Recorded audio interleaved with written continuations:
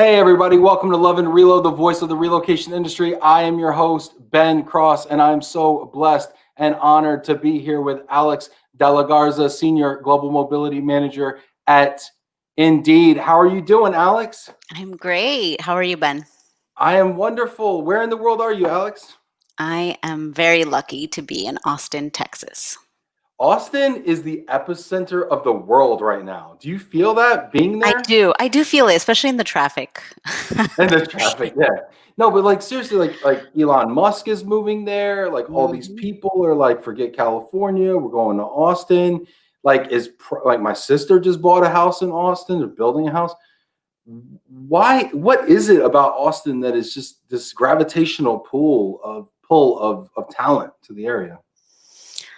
I love Austin. I think it has just a great vibe. It's totally different than other places in Texas. It's pretty unique in that way.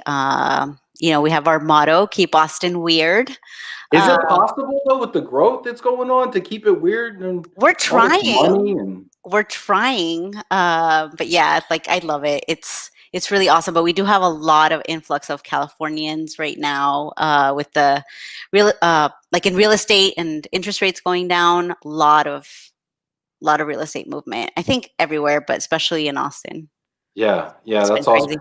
Hey, if you're watching this right now, go ahead and leave us a comment, hit that like button, give yourself a shout out. I want to know who you are, where you are, what you're up to. Any questions for Alex, let us know. Give Alex a shout out if you haven't seen her in a while, right? We've all been hunkered down in our COVID bunkers. Let us know here. We got a few people coming in here. We got Michael Quigley. Hello, Alex and Ben. Ace Relo in the house. What up, Mike? Let's see, Tim Quirk, great day to Alex and Ben. I am excited to hear all of the great information you will share today. Hashtag WNY loves our Bills, Glomo, and Love and Reload. Hey, those Bills play this weekend. Is that right, Tim? We still doing that? Bills in the playoffs? I don't even know. It's terrible right now. Val, Austin's a great city, impossible to get bored. Deluxe Suites checking in from Houston. Do we have Germany? Is Alan from Germany here? Hey, there's Alan. Hi, everyone. Tuning in from Germany. This is great. We got Mary Lee Bratt. Hello, Ben and Alex. You know any of these people yet, Alex? Yes, I know some of them. Yeah. Well, say hi to them if you know. Who do you know so far? You know any? You want to give anybody shout Yeah, outs? I mean, I know a lot of them just from the industry. Yeah, That's my yeah. brother. There you go. So slow it down just a little bit. Is it Jamie or Jaime? Jaime. Hey, Jaime, that's my sister. I know I don't want to get in trouble. It's all good, Jaime. That's my sister. I No, it's think all he's saying it like he's good. proud. I know. I'm just kidding. Simon from the UK checking in. Beth McSkimming, hello from Chicagoland. Janet Turner, I'm looking forward to today's show. Let's see. Is it Andrea? Hello, Ben and Alex. Can't wait to hear what you share today. Let's see here. Who else we got checking in? Is that it? All right. So I wanna real quick. Oh, shout out to Caitlin coming in here. Yeah, hit that like button. Give a round of applause. Send a little love out to Alex down in Austin. So Alex, I'm also in Texas right now. I'm moving to And Texas. I'm I moving to Texas. know, Dallas, right? I'm gonna get here before Elon. I'm gonna buy a house. I'm gonna flip it. I'm gonna sell it to him. That's my plan. Make a whole Good bunch of plan. money. It's Good good. plan. No, Texas is awesome. I mean, Texas is awesome. it's fun. Texas is awesome. Let's see here. We got Victoria McCullough checking in. She's from DFW. Yeah, we got Jack Jampel. Hi, Ben and Alex. What up, Jack?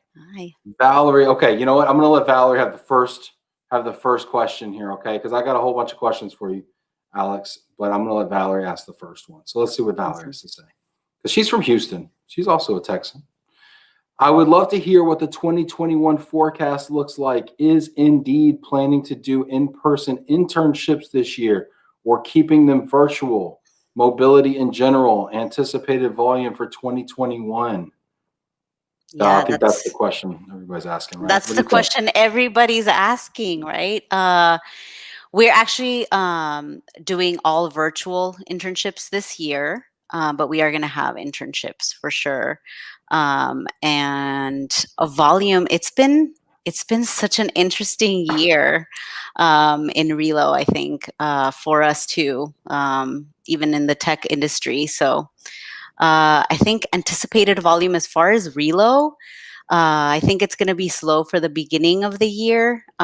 We're doing the whole remote working thing. We're going to try that out and see how it goes. That's the thing about Indeed. It's super flexible, super fast paced. So if it doesn't work, we change it. We're adaptive. We go along with it. But I think for the first half of the year, we're anticipating there's going to be just very, very little movement because we're allowing people to work remotely. Yeah, yeah, it's interesting. It sounds like TBD is the Mhm. consensus. I was talking to some really cool global mobility managers today and yesterday, and that was a question obviously that came up inevitably, and a lot of it's TBD, and it really revolves around when do you think we are back to normal, quote unquote, right? And a lot of that is predicated on vaccine, and then the long lasting changes to the way that we view in-person work and all that kind of stuff. So I want to get into all that, and I want to get into the future and global mobility's role and how this pandemic is going to impact that. But I also want to first go back and I want to talk about you just a little bit, Alex. All right? Can we Sure. do that? All right, Yeah, cool. of course. So can you tell everybody that's watching right now a little bit about what you do at Indeed and what's your scope of your role is? So at Indeed, I am in charge of all relocation worldwide. We do have offices all over the world, APAC and Europe. So in charge of all relocation. And then now I'm also in charge of the whole remote workforce. So since Indeed opened up its ability to have remote, everybody can be remote if they want to. We kind of tracking all of that and owning all of that and knowing where our employees are and all of the compliance around that piece. So it's really exciting.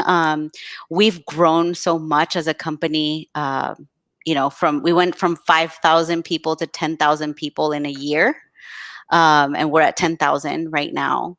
So the company is exploding in size, and we're still trying to manage that piece while also, COVID and everything else. So it's just been such an exciting year, just so many changes and things like that. But yeah, pretty much it's Relo, everything around that, immigration.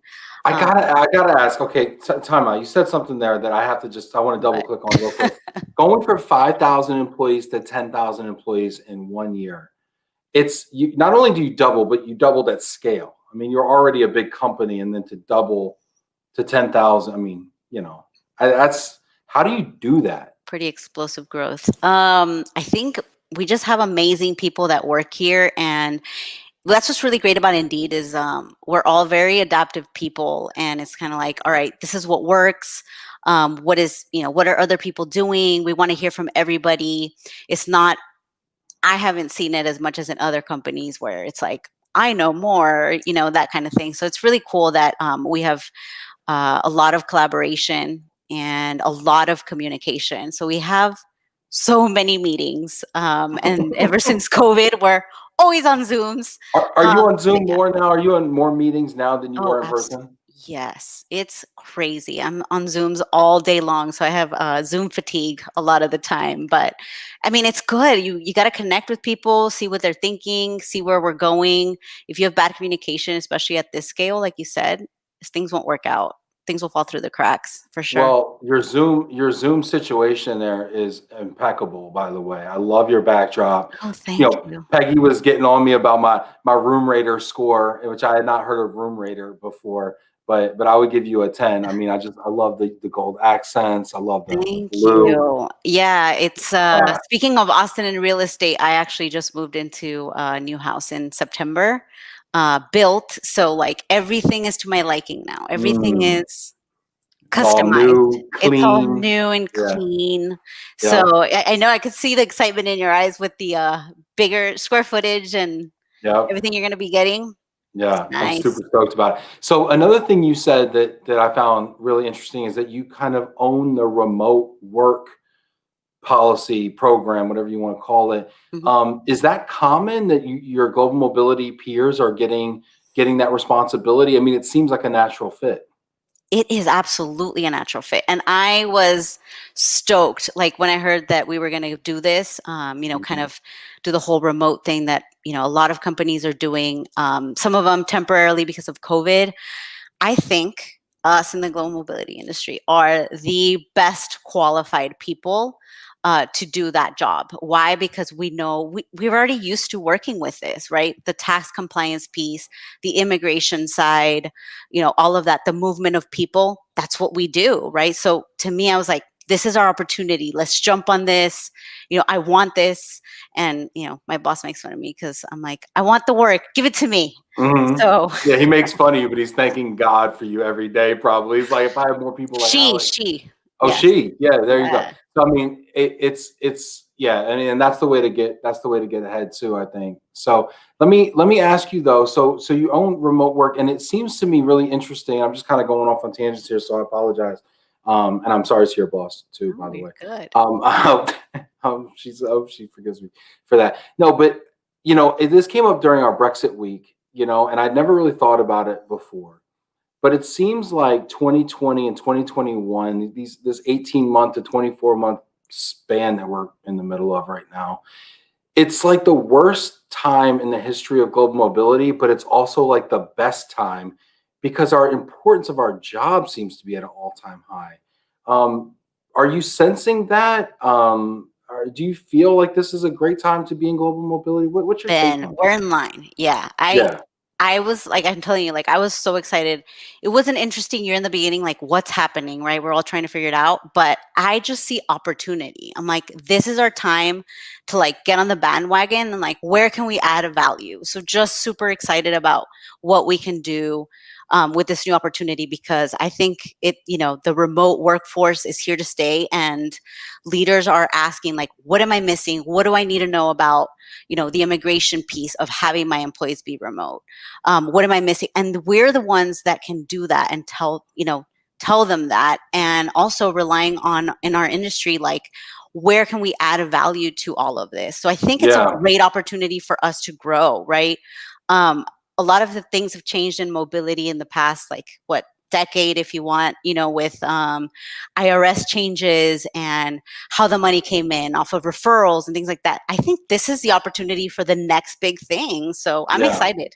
I am too. I am too. And I want to stay here for a minute because I think this is going to be the roadmap. We're going to basically lay out the roadmap, I think, for a lot Yes. of people's careers who are watching this right now and where the opportunity is, right? Because if you want, opportunity in your career on the micro level, I think understanding the macro is super important. So I appreciate you going there, Alex, with me. But first, real quick, we got a question from Janet Turner. How long does Indeed plan to allow for remote working? Um, Indefinitely for now. But like I said, what's great about Indeed is super adaptive. It's like an experiment. Hey, if this doesn't work, why can't we change it? We're not stuck in our ways. It's like whatever comes next. But as of right now, it's just like a new thing. Like this is what we're adopting. So indefinitely. I feel like it's so funny because Indeed has changed the way that we acquire talent. So why can't it change the way that we manage our talent? Right? It Absolutely. seems to be in your DNA to some degree. Yes, for sure. It is. And just being in tech, it's always like, what's the new thing? Why can't we adapt? You got to grow that way, right? You can't Hmm. be stuck on the old ways. I Yeah. think anyway. Super, super interesting. We got a couple more questions here. We'll stay here for just a second. Hit that like button if you haven't already, and go ahead and leave a comment in there as well. Let's see here. Jack Jampel's got a really cool question here, and Jack says, "Do you have the bandwidth to manage a remote workforce in addition to mobility? Will you be getting additional staff and a pay raise?" I just, I I just, like I how just you threw that think, one. Jack. I like how you think. That's exactly right. I already have an incredible team, but we are growing because of the same thing, right? It's the volume and like, how are we going to manage all of this? And if this is going to be if this is going to be ongoing, where do we anticipate us needing, our talent and things like that? So I do actually have a team of 4 people right now, but I do think that we're going to have to grow a little bit more than that to manage because we're managing, the 10,000 people worldwide. So all regions and all of that. So yes. Along with that, do you think that working remotely becomes a strategic option for your company, so that they can recruit in areas maybe that they hadn't before? I mean, how do you see that informing the talent acquisition strategy, this capability? I think it already is. I think that's what's great about it, is that now you're not limited in that movement of when this person can arrive here. Of course, we're talking about the same country, right? Um, I think it already is. It just makes it a lot easier to get great talent. And I can tell you, with the role that I had open, we had just great people applying, just seeing like it was eligible to be remote, versus if I had just posted it, like it has to be Austin only, right? It's really amazing, the type of talent that you are able to reach and get. So it kind of opens up a lot of doors. I think it's really great. And yeah, that's awesome. I think we're just beginning to tap into the potential of this capability. Gabby, my friend, I stood Gabby up this morning. I'm so sorry, Gabby. I actually did show up to that meeting, Gabby. I was just 10 minutes late. Okay, just 10 minutes, which is very minuscule for me. No, I'm just kidding. Gabby says, with the addition of worldwide remote work to your team, have you changed your team in any way? And I would add to that, and the way they work, or some of the activities. Can you give us more depth on that? Yes, we definitely have changed in our activities every day, because where it used to be 100%, relocations and figuring that out at the beginning of COVID, it was like, oh my gosh, who's stuck where and how are we going to get them here? And, it was that whole thing and figuring that out. But now it's more like 20% relocations, because there's not a lot of movement happening. And the rest is all remote work management, and people asking to, can I work from here or there temporarily or permanently, and that kind of thing. So that's changed for sure our dynamic. So we're still trying to figure it out, how we're doing things. And just hearing from my peers too, I think it's also kind of happening. Same thing, like they're kind of owning that piece as well, or at least being top advisors on that, which I'm like, no, we need to be the leaders on this. We were born to do this. We've been doing Exactly. this. And you're right. And the training and the expertise and the suppliers and all of that stuff that goes into, short-term, long-term assignments, that's like the exact expertise, right? And it was so funny because, in Brexit, somebody made the point, and to Gabby's point, I want to actually turn the question around to everybody watching right now, corporate mobility managers, suppliers, whomever. If you touch work, remote workers, if you touch, work from home, work from anywhere, remote assignments, which I'm still trying to like understand. I want to hear how your day-to-day's changed and how your responsibility is and what your team does. And I want to hear that in the comments. So put that in there, because I want to continue to kind of unpack this a little bit.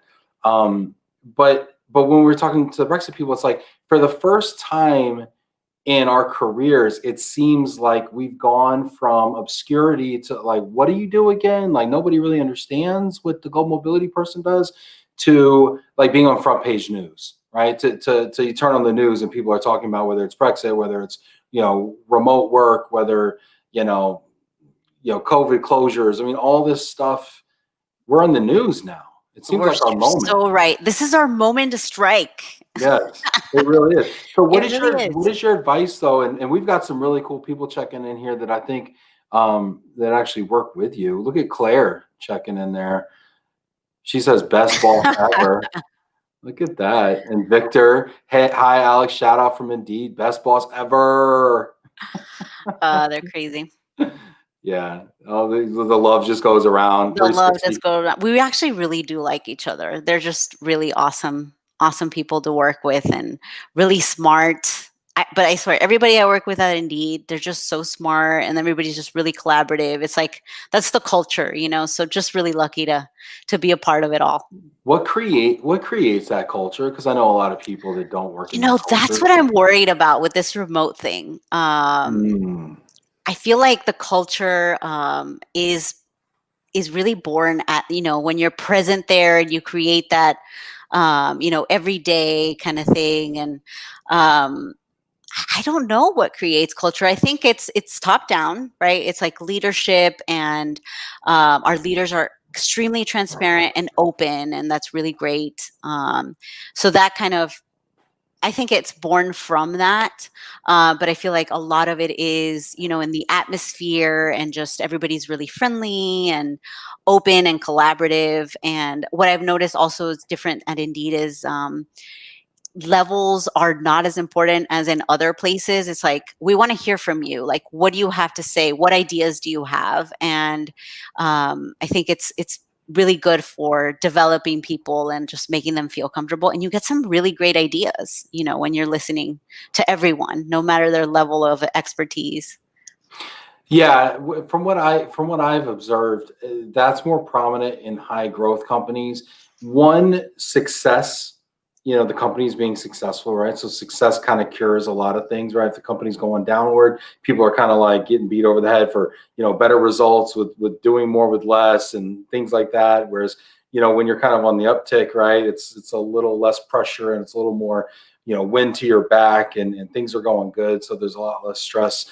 But also in younger companies, and you see this in technology companies, in newer companies, there's not as much entrenched ness. I don't know what to call it. I don't know if it comes, if we call it entitlement or whatever, but people are just more open-minded because they haven't been in their role for nobody's walking around saying, I've been doing this 20 years. What do you know? You never had Exactly. that conversation. Exactly. Right? Exactly. So, Yeah, I mean, it's great to have expertise of, I've seen this in a couple other places. This is how they solved that problem. So now we're not reinventing the wheel. But yes, like fresh ideas, like, why do we have to do it this way? Like, I love that question, because I can't, I hate the thing of, this is how we've always done it. This is why we're doing it this way. I'm like, that doesn't work. Like, that never brings us anything good. So this is how we've always done it is not a conversation that's had at young companies. Not that Indeed's that young. How old's Indeed? oh God, Ben, why do you Sorry. have to Yeah, test no, me now? yeah, it's It's probably young. been around about a decade. It's a decade, yeah, Yeah, something like that. Yeah. decade-ish, why split hairs? No, but I do want to talk about, speaking of like the way it's always been done and experience and things like this, you're kind of unique in that you've been on both sides in your hmm career. So we know that you're at Indeed now, you're the senior manager of Global Mobility. What did you do before this job? I actually started in an RMC. That was my Okay. first visit into this. It's really funny because I actually got my degree in international business, and I thought I wanted to go into logistics and moving. I just thought that was the most interesting thing ever. But No, don't do somehow, it, Alex. I Don't do know, I know, but I did at the time. Don't judge me. I was young. And then I got my job in mobility, and I was like, 5 years in, I was like, oh my God, I love this, right? And then I was like, oh my God, I'm actually moving people. So it like aligns, right? Mhm. And yeah, like that's when I fell in love with mobility. But yeah, I started in the RMC world, was able to see a lot of different types of moves and policies and things like that, and then moved over to the corporate side, and I love it. Hopefully, I'm not the most difficult client ever. Because I'm like, no, No I know way. how it's supposed to work because Yeah. I've been in the back. I've seen how it's all Right. built. So Yeah, you yeah. seem, yeah. Well, I'm sure you're not the most difficult. I know the most difficult client, and they're not on the show today. No, but I think that I think it's so interesting when I meet people that have your career path, and there's a few out there, not a lot. Um, how do you think that changes the way that you look at the business? I mean, what is that like? I mean, what is that experience? How does that inform the way you do your I job? think it makes you more empathetic, right? Because all of my my partners that I work with, I really do want to develop that partnership, have that like, I'm like, I always tell them, if I get a complaint against you, I want to listen to your side because I've been you, right?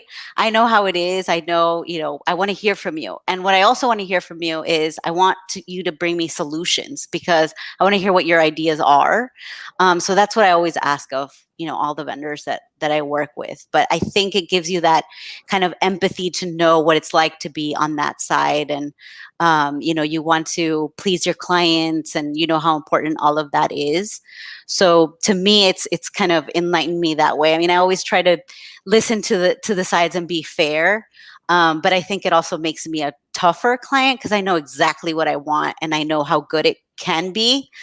So I do expect that from them as well. And they can't really BS you on it either, because that it's possible. Right? Probably not, but I do have great vendors right now, partners that I work with, and they're just really great. Yeah.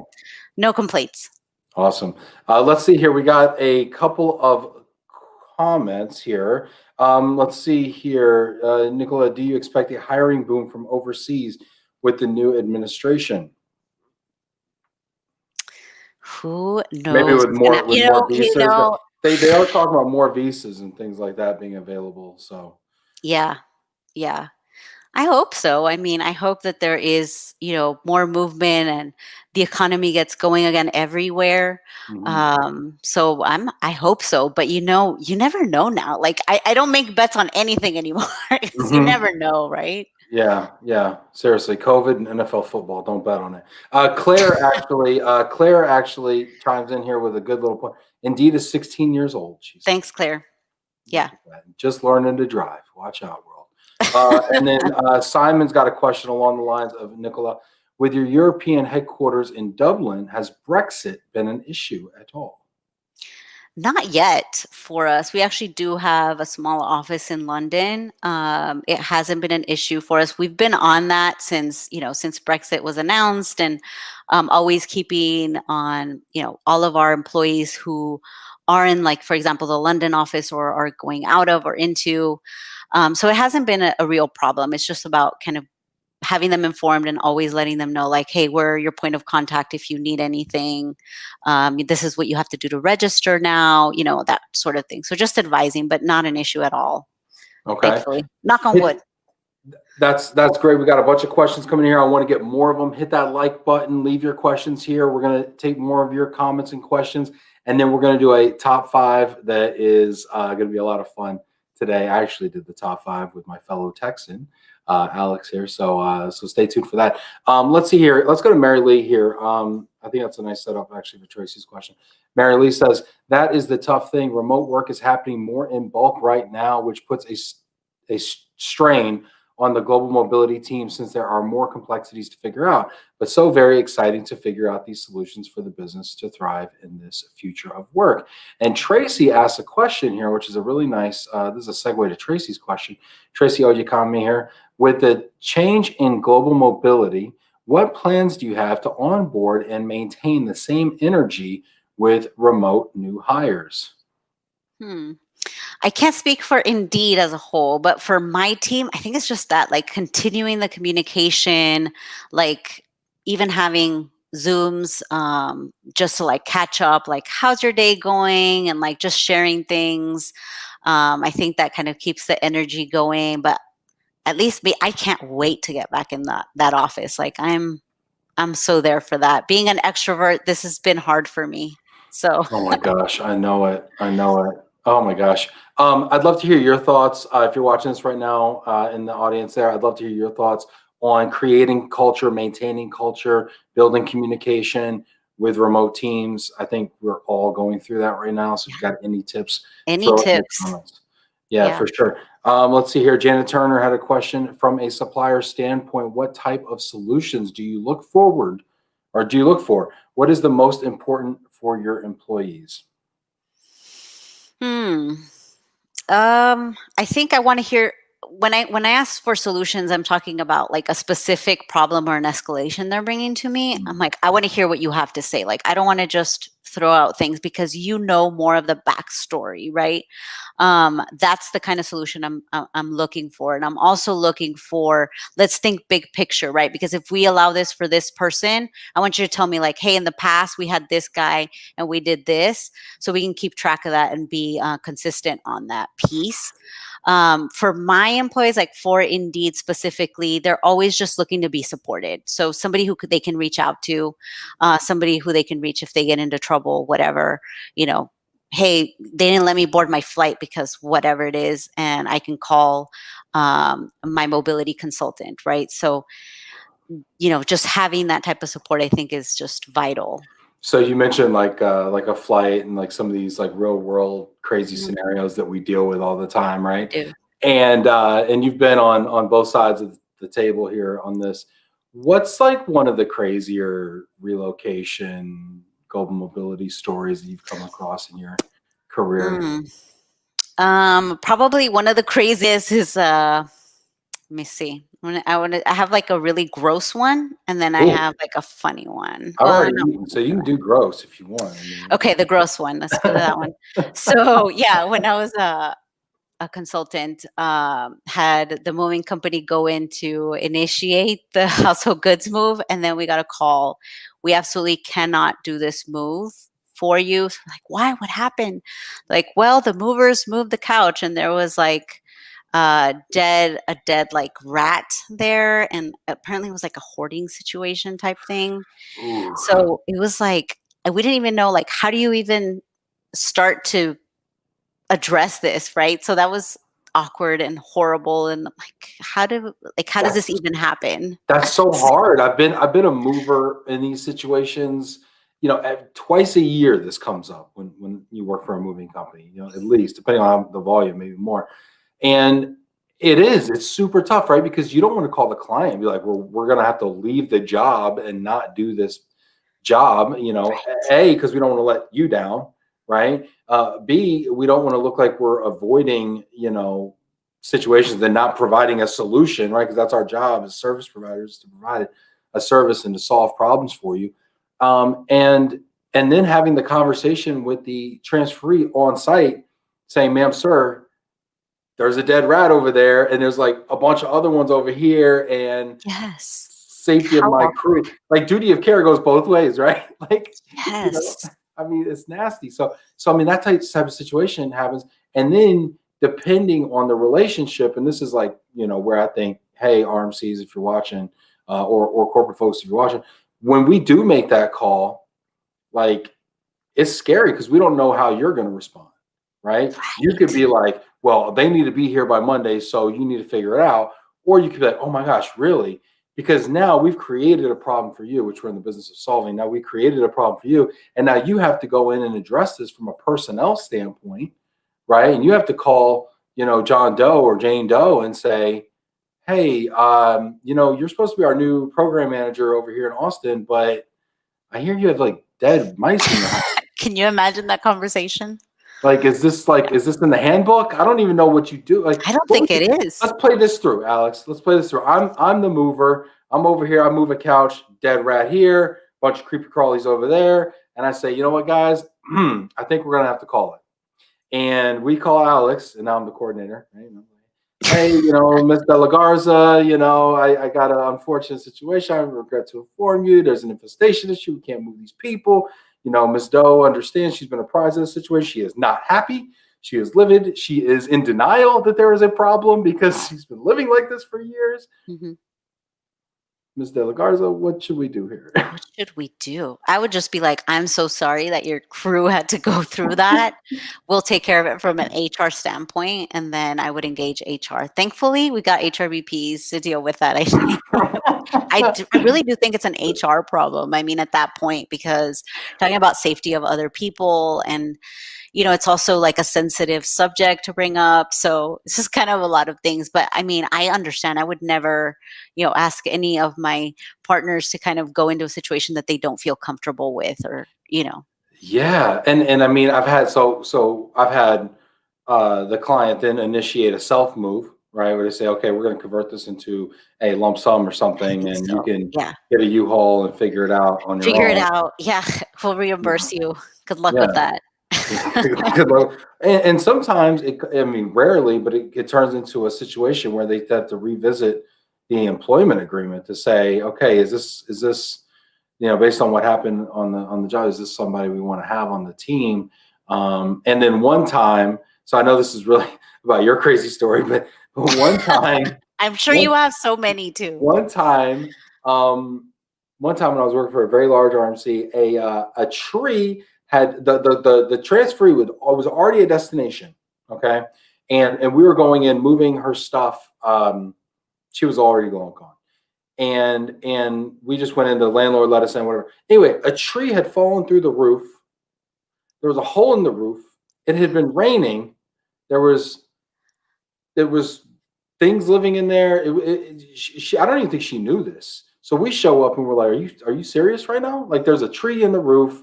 Like, there's stuff. Like, there's water in here. Like, I don't know what's going on. Like, what are you really trying to, like, what am I really supposed to do with this? They then, for some reason, it was so important to move this person. We actually had like ServPro come out, like the people that do the flood remediation, and they like literally cleaned the furniture and remediated it, and but the RMC paid for it. So, I don't know, crazy stuff. That's insane. Yeah. People don't appreciate their mover till they need their mover. I'll tell you what. We got some really cool comments coming in here. Let's go back up here. I'm going to try to do this without pulling. I'm going to call it pulling a Peggy from now on when I drop my laptop, even though it was me, not Peggy. It was just like the day that will go down in infamy. Let's see here.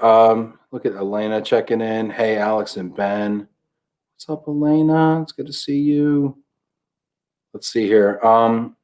Oh, man, my buddy Drew checking in. Sandra Clary says something. Hi, Ben and Alex. By the way, what brand mic is your headset, Alex? Great sound quality. Oh, thank you. I know I look like an air traffic controller. I think it's Jabra. Jabra. Okay, nice. Nice little Jabra plugs in the checks box. I love the stories of resilience and agility.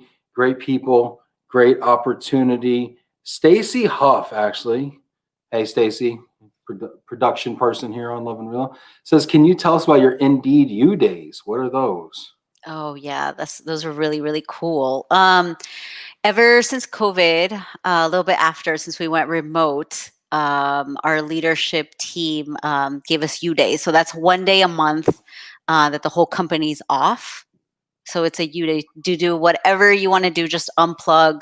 A lot of them were, stay home and do nothing, but at least everybody was off. You weren't getting emails and things like that. So we have those. Even everybody's off at the same time, or you just like a right. So remember, we're global, right? So instead of just being like a U.S. holiday, it's like a global holiday for Indeed, and it's once a month. Wow. Yeah. What do you do on your U day? They've all been like at home, and just this last one was Friday for January, and I actually went to Colorado, a road trip, so that was really cool. Because you could do so much more with a 3-day weekend than you could do with a 2-day. Yeah, it was a 4-day weekend for us because we actually had MLK off. Oh, so Martin Luther King Day. It was perfect. Yeah, it was perfect. Nice little road trip. Nice. That's awesome. Rob Zeitz, hello from Boston. What's up, Rob? Good to see you. Al Blumenberg. Hey, Al. Hello, Alex and Big. Good to see you both. Good to see you too, Al. Got to catch up with you, Al. Let's see here. We got a bunch of people. Oh my gosh, we got some great comments here. Don't forget, we're going to do our top 5 too. It's going to be a lot of fun. Okay, so just hang in there. Hit that like button. Send a couple more comments and questions. We got a little bit of time here.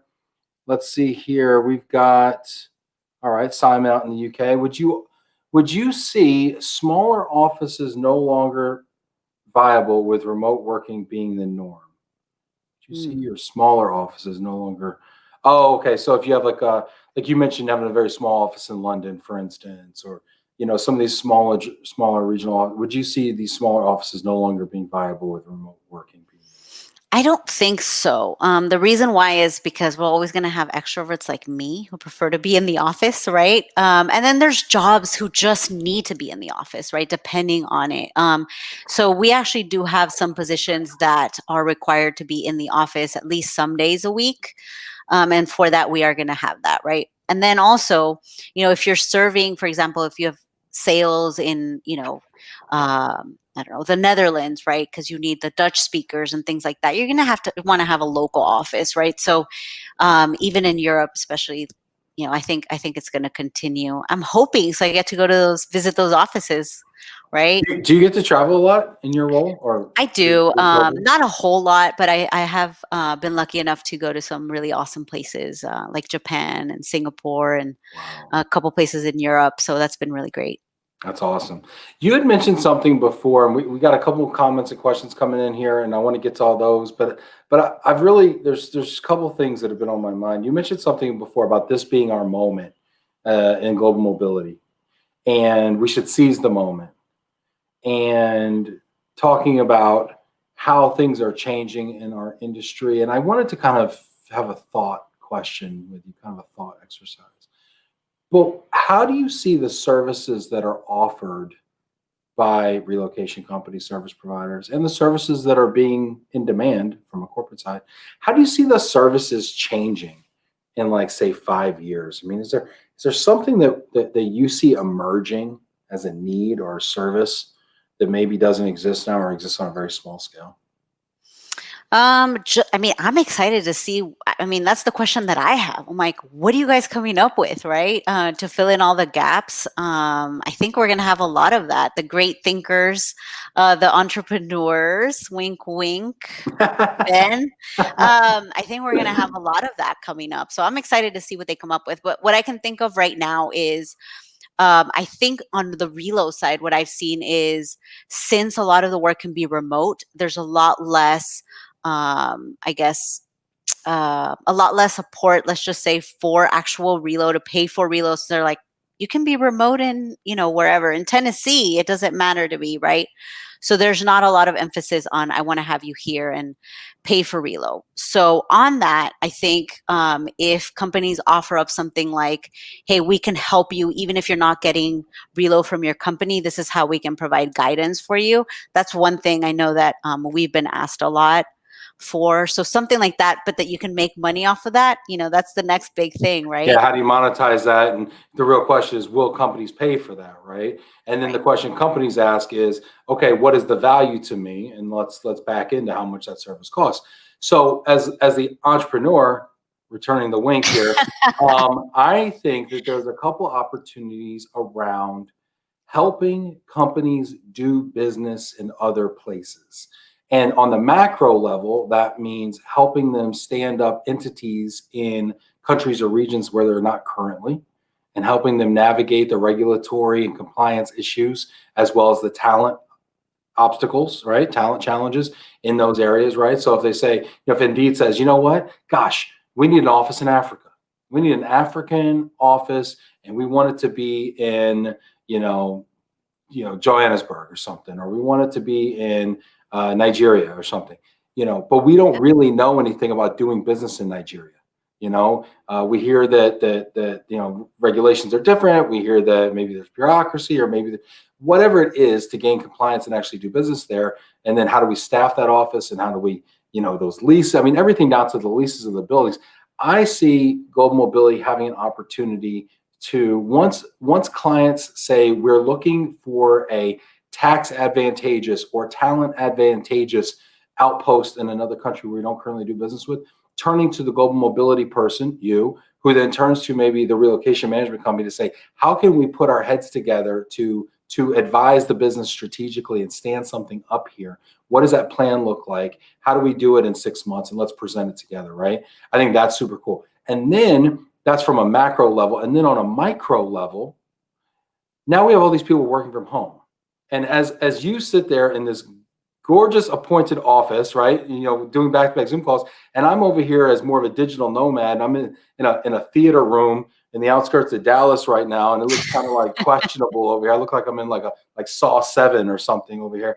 But as we are working from home and working remotely, or maybe even working from anywhere, who knows, right? How do we make these workplaces and workspaces conducive to the work and productive, right? Because I'll tell you, I'm not working as productively as I'd like to be right now, and it's becoming apparent what my needs are and what my gaps are. So if Indeed says, you know what, we're going to close down, to Simon's thing, we're going to close down an office, whatever that is. We're going to save $1 million on this office space, and now we're going to empower people to work from home. And beyond just giving them a $250 credit to buy a standing desk, we're going to actually go in and outfit this with a virtual office in your home and make you, like, this is a long-term plan and we're going to invest in it. Is there something there? I mean, calling the moving companies to do the install of the screens and the cameras and the speakers and the AV tech, right? I think that could be a really cool thing. Yeah, I think you're absolutely right. I mean, how important is it? I mean, I know at the beginning when I was just my laptop and it was like, oh, my neck, and like Yeah, your chair and just getting yeah, it all going, or like, friends of mine, colleagues that are in New York, they don't have space for that. We're lucky in Texas because we got all the space in the world, but hmm, that's not the case everywhere, right? So it's kind of helping with that, like space management, or how can we help you have a better working environment, all that whole bit. I think there's opportunity there. Yeah. And yeah, then also the compliance piece, right? Like, what does it mean for me as an employee if I choose to work in, Tennessee versus New York, right? Tax wise, yeah, those are things that we already deal with right now. And we're advising on that piece as well. Like, these are things to note, or like, where are we out of compliance, or can we have digital nomads, or what is our policy, with that? Just as you were saying it right now. So all of that is where, I mean, this is our space. Like, we know all about it. So why not? yeah. Making your digital nomads not feel like affluent homeless people. I mean, ultimately right now, I feel like a homeless person with a great laptop. Let's see here. We've got Denise Mass saying collaboration and creativity. Hey, Denise. Yes, Mary Lee saying we talk about the remote worker, but do not forget about the increased trend in gig type of work and how companies will use gig work. I mean, great point, Mary Lee. Gig work is huge. Um, how does gig work affect, or how can global mobility use gig workers? Do you think, Hmm, Alex? Where do they plug into the good supply chain? question. I mean, I would think that for vendors, it's like, as you need it, if you need, additional help here, you don't have to, you could just pick up and go and like, grab that talent if you need it, that kind of thing. Yeah, Because you don't know, it, you can't see volume, or you can't forecast volume as easily as before, I think. So maybe there's something there with that. well, and I think we see a lot of gig work in the DSP side. We see a lot of gig workers on the moving side. We're not marketing that way, but I mean that's the truth of the matter is, when you go from 100 shipments a month up to 500 shipments in the summertime, you're relying on a lot of gig workers to make those moves happen.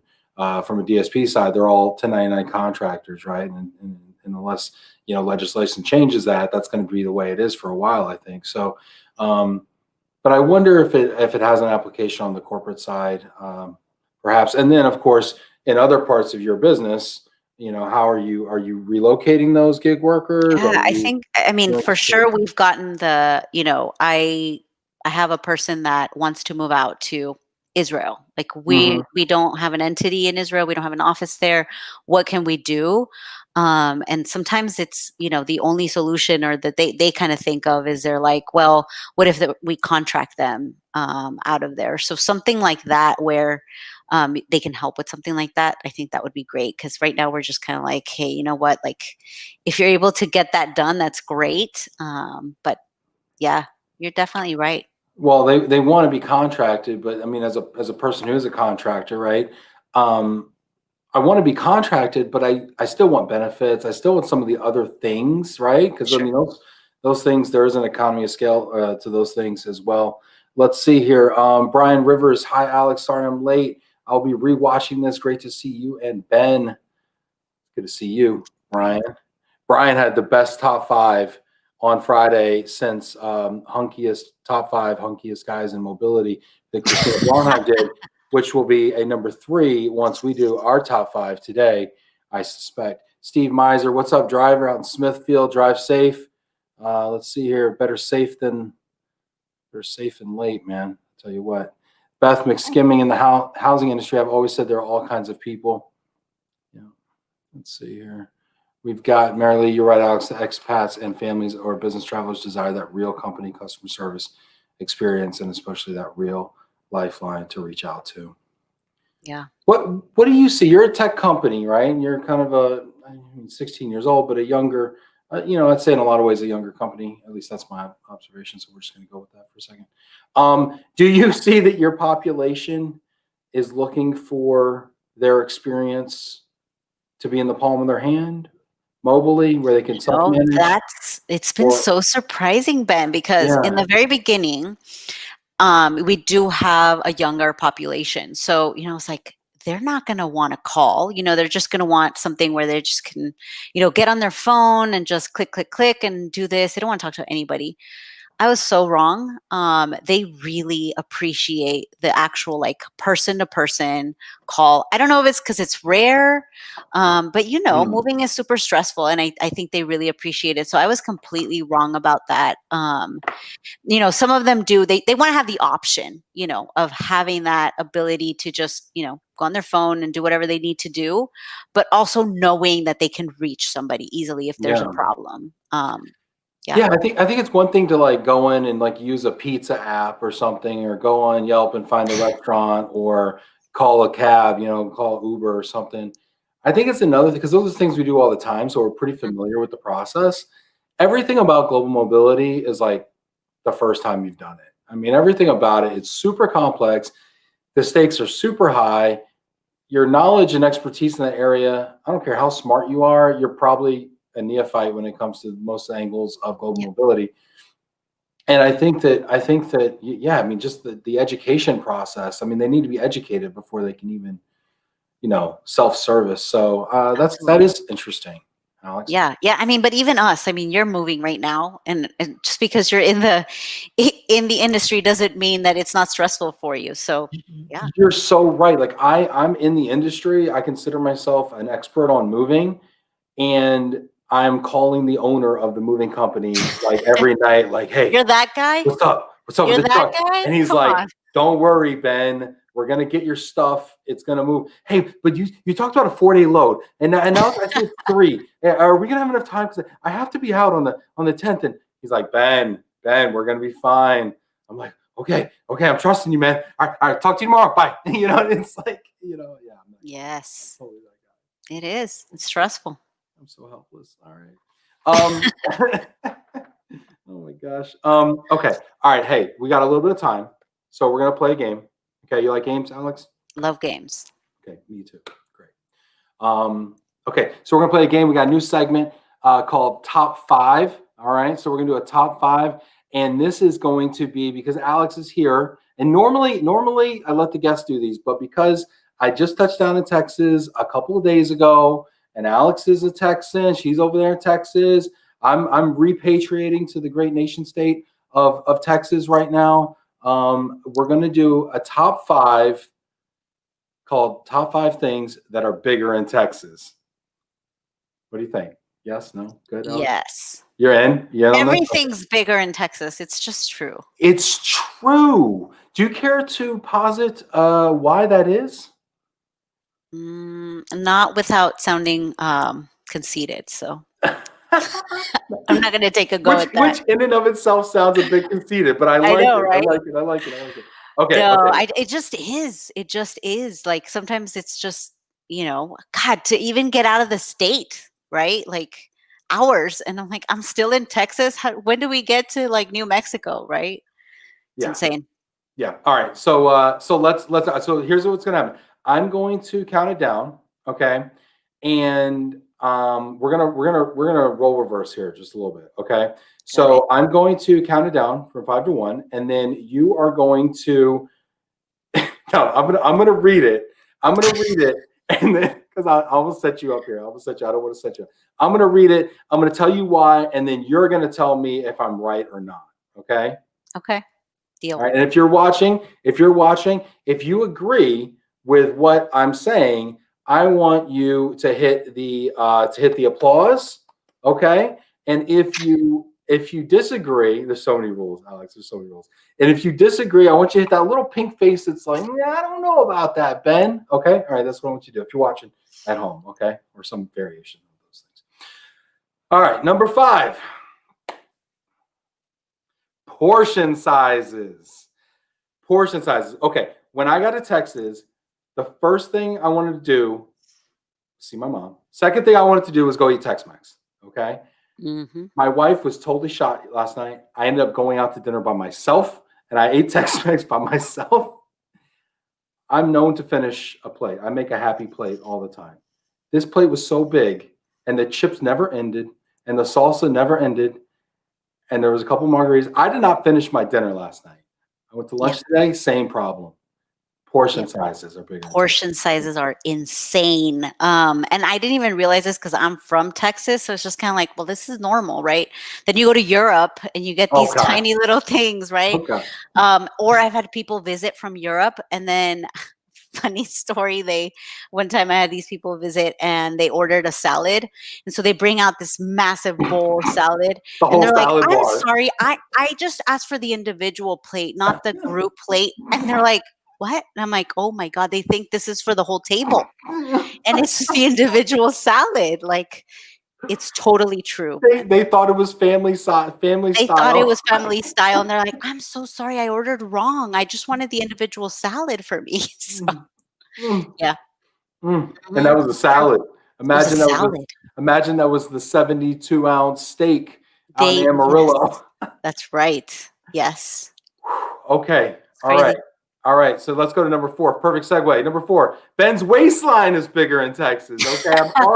I'm calling it now. I see it coming. It's inevitable. It's like a train wreck. You see it coming, and no matter you putting the brakes on, and it's an inevitability that I'm gonna gain some weight down here in Texas. You gotta be careful with that chips and salsa, man. Like, you can't stop. Careful with chips and salsa. That's like careful playing Russian roulette. You can't do it. You can't stop. I'm an addict. I am a corn chip and salsa addict. Like, totally. Oh my gosh. Oh, all right. So far we're 2 for 2 here. Okay, we agree on both of these. Okay, here we go. Number 3, highways. I'll be honest with you. This is giving my wife a little agita. Okay, coming out here with these highways. Okay. Especially DFW, man. Yeah. DFW has something called high five. All right. It's not like a greeting. It's 5 highways that are like overpass. You've heard of overpasses? Well, these are overpasses with overpasses with overpasses with an overpass. It's 5 up in the air. And it's like you're on a roller coaster. You're approaching the top and you're driving, and you're just driving into the sky. It freaks you out. Highways are huge. They're huge. They're huge vertically, but they're also like 5-6 lanes wide on and each it's side. Still not enough. We still have all the traffic in Houston and Dallas and Austin. Yeah. It is, but yeah. Thank God for GPS. So do we agree on number 3? We agree on I highways? totally agree with you. Okay. Totally. Okay, good. Let's see here. We got some people checking in here. Let's see what the people are saying here, Stacy, so far before we get to the top 2 here. What do we got here? Let's see. Jody, I moved to Wisconsin and I love cheese, so I feel number 4 here. Word, Jody. Word. Tex-Mex. Oh no. Drew. Now, is that a oh no from a Cali perspective? Like Tex-Mex is inferior to Cali-Mex? Because we can make some time to debate that, Drew, if you want. Or is this just you sympathize with me? I don't know. Let me know. Let's see here. Rob, 5-level Texas stacks. Yep, 100%. 100%. Marilee Bratt, LOL, Alex, I had an expat that thought the salad she ordered was family size too. It's a thing. But if you're from here, you just don't realize it. You're just like, this is the way it is, you know? This is the way it is. And it's doused in ranch dressing too. Highest highways around, Drew Phillips. Let's see, Brian. Oh, let's see, Brian. I love it. Brian Rivers, honky tonk. Yes, Brian. Honky tonks are huge here. Billy Bob's and oh gosh, what's the other one? There's so many. There's a whole town that's a honky tonk. It's called Fort Worth. Okay, Fort Worth. One big honky tonk. Rob Zeitz, Katy Freeway, 26 lanes wide. Is that a thing? No, you're lying, Rob. I don't think so. Can we fact check Rob on that? He's a data guy. He should know better. Is that true, Rob? 26 lanes wide? Okay, that's insane. Sandra Clary, Southern California tacos all the way, no contest. Well, I mean, Baja Fresh, it's good. Valerie McKenzie, Sandra Clary, agree on. Yeah, okay. We can get into best varieties of Mexican food. That's another show. That's the top 5 all its own. Okay. Number 2, gas stations. What do you think, Alex? You're I not. mean, are we talking like Bucky's or We're what are we talking talking? Bucky's. We're talking Bucky's. Dang right, we're talking. Yeah, You're man, darn tooting. those are We're talking Buc-ee's. insane. Yeah. Yeah, Bucky's. you can lose a couple hours there. Add I those to your brought road the trip. whole family in Bucky's. I was Yeah. in Bucky's 2 days ago. I'm like, honey, come on in, bring the kids. We'll go to the bathroom Real whenever. quick, yeah. I literally went to the front and I asked them to page my family. I said, do I y'all believe that. page people here? They're like, no, people usually just kind of like figure out. I was like, well, I got to go. So like, could you just, because my phone didn't get service. Bucky's is so big. It's like being in the mall when you don't get service. It's huge. If y'all haven't seen Bucky's is spelled BUC-EES. Mhm. Google it. The gas station part is so big because they want you to pull in, gas your car, leave it there, go inside to this mall that they call a gas station. Oh my gosh. Anyway, there's better barbecue in Bucky's than the entire state of Michigan combined. That's a fact. All right, let's see here. We got some comments coming in here. Yes, yeah, people know. Valerie, Bucky's, yeah, no K. Actually, I found that out. Bucky's, yep. If you count the frontage roads, the toll lanes, the middle roads, 26 lanes. There you go. There's highways on the highway. That's crazy. Yeah, front Whataburger over Tex-Mex, and you're wild. You're wild. Now I will give you Whataburger over In-N-Out. In-N-Out's a scam. Oh yeah, In-N-Out's a absolutely. scam. Don't tell nobody. Chicago pizza. Oh, okay, maybe. Okay. I mean, yeah, yeah. Those aren't gas stations. Those are small nations. Yeah, you need a visa to go to Bucky's. Yeah. It's so big. Let's see here. Yep, that's great. Valerie says best and cleanest bathrooms. What is the price of gas at Bucky's? It says, I don't know. It's like, rack rate, which is sub $2 a gallon here in Texas. Wild. Okay. All right. Let's go to number one. Chick-fil-A lines. Now this is contentious. I know this is contentious, and there's going to be people out there that are saying, yo, but the lines in Rochester are crazy, son. You haven't seen Rochester Chick-fil-A lines, bro. And I know, I get you, hashtag WNY, I get you, okay? But here's what I'm saying. While yours may be long, ours are wide. I saw not a one line, not two wide, 3 wide Chick-fil-A line. Is this commonplace for you? Have you seen this? I've seen this, and I don't know if it's common everywhere. I don't think so, because again, the space we have to do that, like it's like there's an HOV lane at Chick-fil-A, and they're so good at like just pushing everybody through really fast. Those 17-year-olds with iPads out there working the Chick-fil-A line, by the way, incredible. Yep. Those kids are destined for greatness. They really are. I mean, you want talent? I mean, Indeed should like have an algorithm like says, oh, you worked at Chick-fil-A for 2 years in high school? Oh, you're going to be the CEO of a company one day. Yeah, those kids are amazing. The logistics they have going on there, pretty good. Incredible. So that's my Chick-fil-A lines is the fact that they were actually 3 wide. I've seen 2 wide that blew my mind. The fact that they were 3 wide was just incredible. How did I do, Alex? 2 days back in the that was great. You forgot houses. Come on now. You're doing this right now, right? Square footage, my friend. Well, hold on a second, my friend, because I don't come from, I was born in Dallas, but I lived in Michigan for 3 years. And while you are correct, generally speaking, the McMansion rules around here, however, the basement, there are no basements in Texas. So I had 3,200 up top in Michigan, and I had another 1,400 finished down below. So, I mean, that's hard to beat. Hard to beat. It's like 3 levels because of that. Man, you got me there. You got me. But you're close, but you're good. You're good. Let's see here. Janet's saying, what did Janet say here? Oh, Chick-fil-A. Yep. 3. Yeah, Central Florida's good. I mean, yes, it's Jody. Stop playing. DC has you're not. Wow. 4-lane Chick-fil-A's. I haven't seen the 4 lanes. I don't know. Jody, you telling me the truth, Jody? Can we fact check Jody Harris real quick? Bethany's, I mean, you've seen the world's largest truck stop at I-80. I know people I know people tune in here for thought leadership on global mobility. So thanks for staying tuned here. I just Googled Buc-ee's. It looks like an airport for car drivers. Yes. It does. It's the Autobahn for gas stations. Did I get my dually yet? My pickup truck with the double wheels, the F350. No, but I want to get a fifth wheeler. We have 3 lanes in Phoenix. Insanity. Yep. Okay. All right. Alex, you've been amazing. And I want to give you an opportunity to kind of leave us with a final thought here. I want to shout out everybody who has been checking in today. This was a lot of fun. It's an abbreviated week because I am house hunting here in Texas. So I've only got 2 episodes this week, but I was so thrilled that one of them could be with Alex de la Garza at ND today. Thanks for everybody for checking in, hitting that like button and getting involved in the comments. The show is so much better because of you. So thank you for that. Tune in Thursday as well.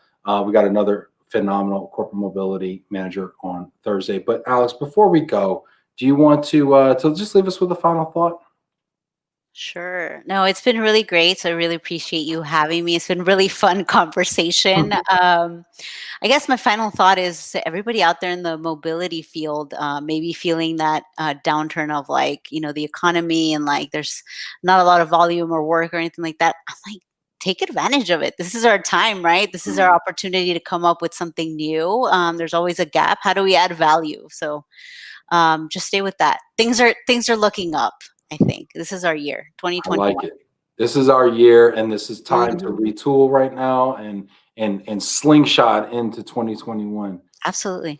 Awesome. That's awesome. This is great. This has been so much fun. You're the first person I've talked to on Love and Relo since I've repatriated to Texas. So there you go. Makes perfect sense. Welcome to Texas. I feel at home here. Feel the love. I do. Thanks, everybody. I will see you Thursday. We will have a wonderful guest on. We got Carolyn Volovacek from Cox Automotive on Thursday at 4 p.m. Eastern, 3 p.m. Central. Same channel. So I will see you then, and I will try to turn off this. Hey, everybody. Take care, y'all. See you.